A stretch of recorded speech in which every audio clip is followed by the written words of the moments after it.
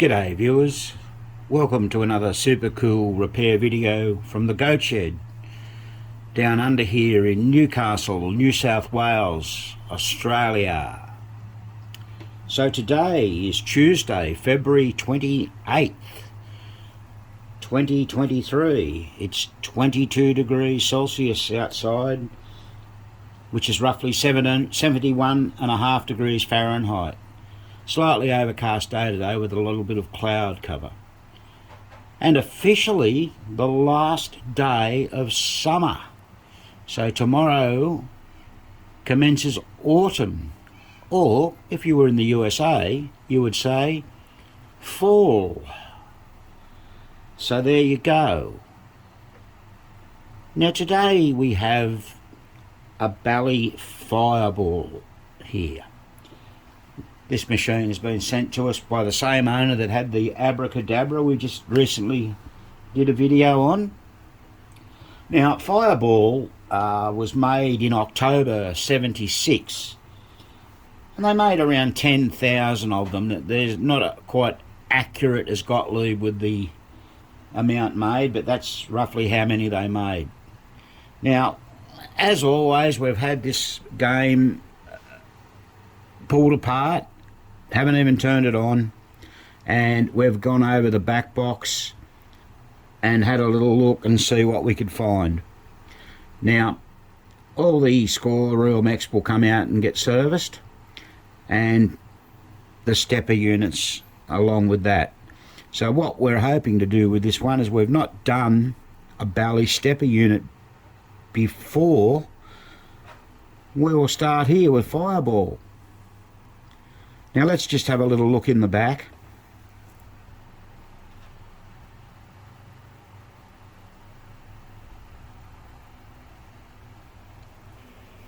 So here it is.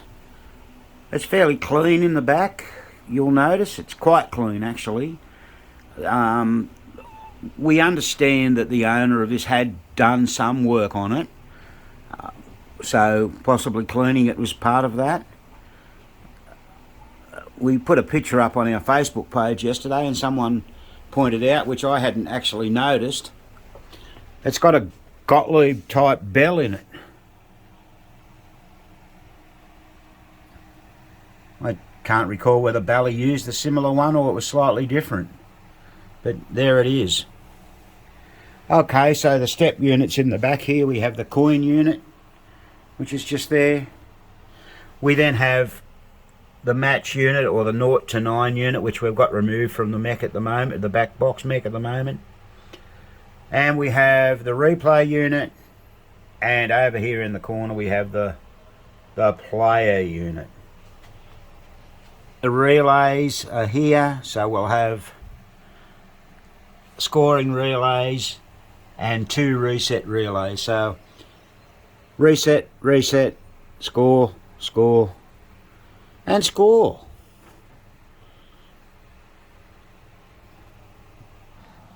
So here's the match unit out of the game, and what the problem with this is it isn't driving correctly.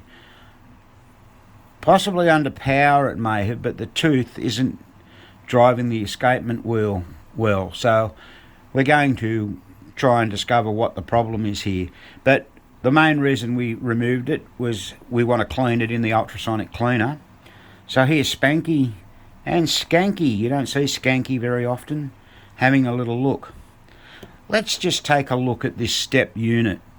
Now, Bally manufactured not only pinball machines, but of course the bingo machines and slot machines. Now, incidentally, they've used those same step units across those 3 product ranges. So it's pretty good if you've got a crossover and you can interchange parts in a lot of cases.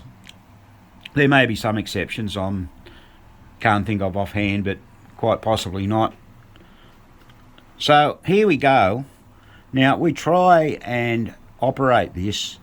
You're going to watch the pawl over there on the left under the spring. It's coming in, but it's not getting below the tooth. It's not driving the tooth.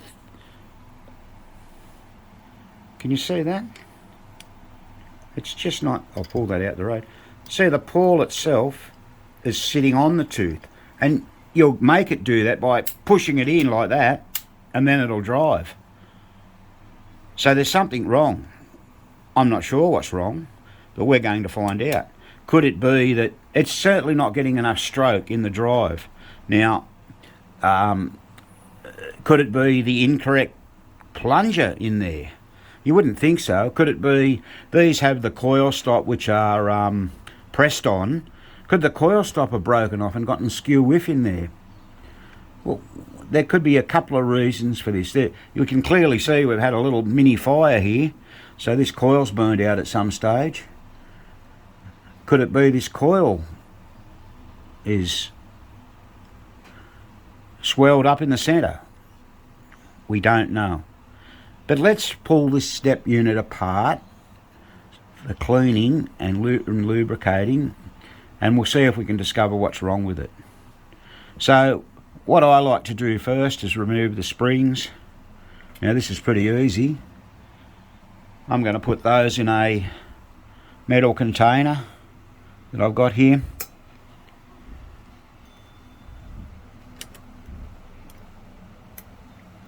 Off that comes.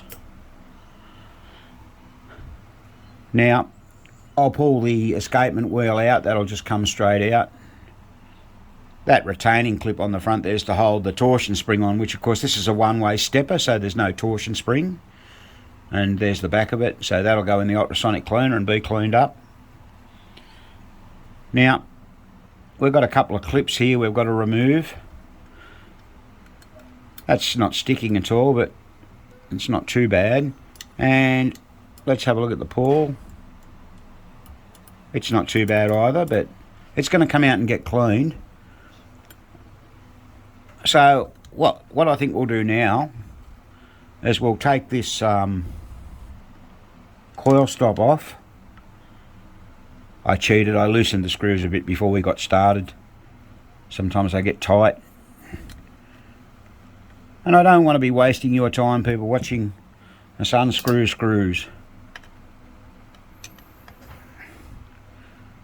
Right, it's coming out.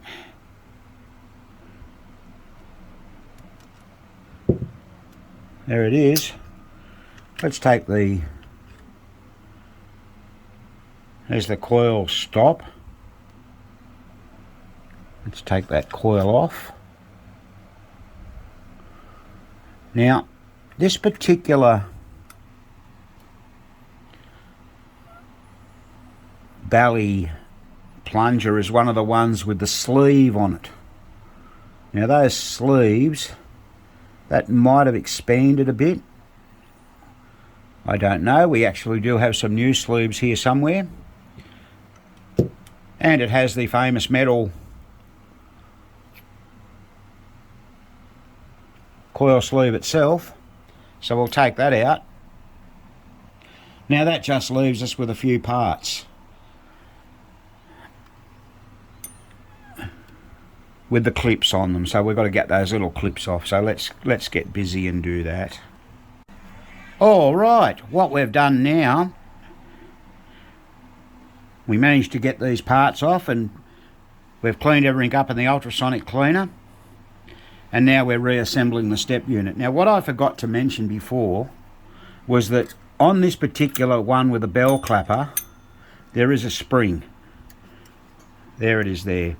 Now you've got to fit that spring over this shaft, and that bell clapper goes on the inside of the drive arm. So if you weren't sure how to do it, you probably need to take a photo so you can get the right perspective. It's hard to see. Can we get that in there? That spring. But essentially the common sense prevails. It's obviously got to spring back. They just want that to spring back. So there's one part of the spring holds on here, and then the other part winds and clips under there. Like I said, it's pretty well common sense, but you know, I get it. Some people don't do that sort of thing. So we've put the drive arm back on. We've put the check pawl sort of back on. I'm not sure what Bally call it. I'll call it a check pawl because it arrests the drive from going backwards, and that's what you call a check pawl. Now, we'll fit the escapement wheel back in. Just got to lift those couple of items up there. And what we're going to do now, we'll put the springs back on it. It's just a matter of hooking one onto here. These particular springs aren't exactly the right springs either. So I've just adjusted them to make them feel a bit better. We're going to pop that on there. And this just goes over here. That eye. Right, so we've got the springs on. Now you'll remember before what our problem was the fact that the drive arm didn't have enough drive. Now even though we haven't got the coil in, it's working now. Now you're not going to believe what the problem was. I'll show you in a moment, but I just wanted to correct a mistake I made on the start of the video. We spoke about Fireball. I forgot Bally made an SS version of that and I looked at the wrong information. This particular model one was made in February of 72 and there were 3,815 made, so there was an accurate assessment of that. So sorry about that, that's my mistake. Sometimes Spanky gets it wrong. Right, getting back to this, which is more important than a little bit of insignificant information, we weren't getting enough drive. So in other words, when the drive arm moved in, it was only allowing the tooth to get around about that far, not enough to drive, but now it'll drive the thing properly. What the problem was, an incorrect part in the game. And what that incorrect part was the coil plunger itself. There are a couple of different Bally coil plungers they use for different mechs. The one that was in it, which is the one in my left hand here, and the one we're about to put in it with a proper sleeve, you can see there's a difference, and the one on the left is tall. So therefore it was hitting the coil stop too early and bottoming out. This is the correct coil plunger. How do I know that? I had another mech here. I looked it up and there's an old credit mech I took out of there. So there you go. I don't know how that's happened, but it's been like that for years, I'd say. Also, it's worth pointing out and worth noting, in the older one too, it was sort of getting elongated. Can we see that? Not too badly, but it was, where the new one's not as bad. I mean, that's a second-hand part we've polished up. And we've put a new little sleeve on the end of that. Right, so you put that in there now. I mean, we haven't got a coil in there, which we'll pop in a minute. But now you'll see that when that bottoms out, it's bottomed out now, it's driven and there's about half a tooth up the top there on the pawl. Now remember, this is a continuous stepper, so it doesn't matter. So that was what the problem was. How's that? Let's just put the mech back together now, and away we'll sort of go. So let's check it. Beautiful. So watch the pawl at the top. I'll try and get it in focus for you. That's the drive pawl there. That's the check pawl there. The drive pawl will pull back when we push the plunger in, pull back under spring tension, drop into the tooth, go back so there's clearance on the tooth, and drives the mech forward. Now that's all that's got to do. It's a simple match unit, but it just wasn't working right, and like I'd say that would have struggled to work under power as well. So that's something that you don't expect to see, but after all, the machine is what, 51 years old? And people have done things over time. Maybe, you know, maybe someone well, we could see that well, that's probably what's happened, yeah. Remember we saw here they've had a burnt out coil, right? So what's happened is it may have originally had a plastic plunger in, I don't know, and the coil, the coil plunger itself may have melted in there, so they've said, oh, well, we can't be bothered getting that out. What we'll do is we'll just replace it with this one, and the mechanics had another plunger in his toolkit and popped it in and said she'll be right. I mean, that's a very, very, very strong possibility.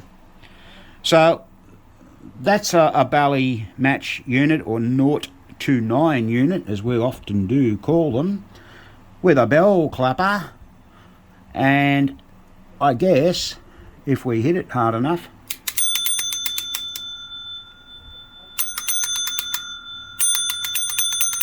there you go. So there we go. We've just got to put that back in the machine. We've cleaned up the rivets. We'll put a bit of PBR grease on there. We've cleaned the end of the ground here. And this one will be good to go. So I think we'll do another stepper unit in here in a moment, and then make a video on that for you, and that'll give you a series of step units on a Bally machine.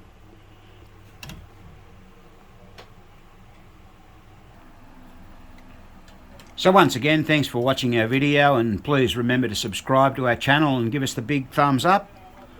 And this has been another Goat Shed presentation.